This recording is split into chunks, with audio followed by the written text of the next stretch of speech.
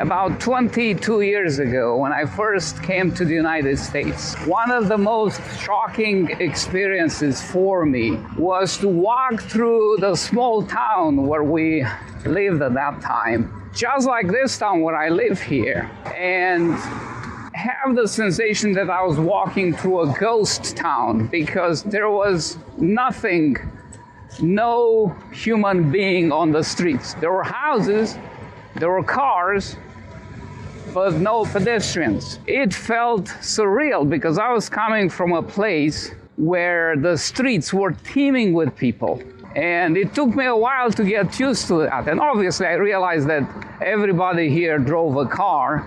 And I'm also aware of the fact that in some of the larger cities like New York City or LA and other places, there's still plenty of pedestrians on the streets and people walking and using public transportation. But by and large, for every suburb, for every small town here in the US, you have a situation where if you look left, right, up and down, you hardly see anybody at any time of the day. Granted, it's January now, it's a bit cold, it's a little bit windy, and it's not the best or the most pleasant time to get out and take a walk.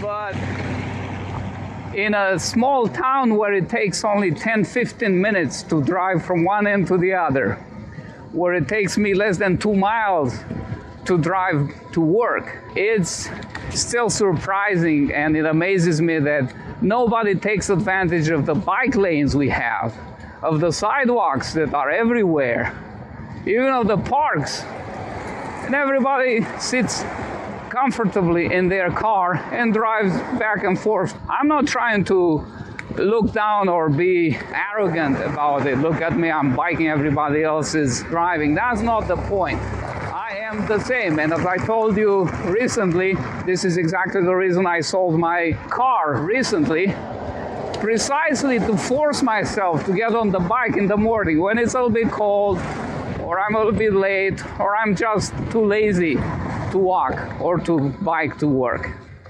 And for me, that's what it took to get me doing this. And my goal is to put 500 miles this year on this bike, just commuting back and forth to work every day. I'm Dr. Gilly. Follow me for more. And when I say follow me for more, I really mean it. Get out there, walk, bike, do something. Not just follow me sitting and watching this video. You got it? All right.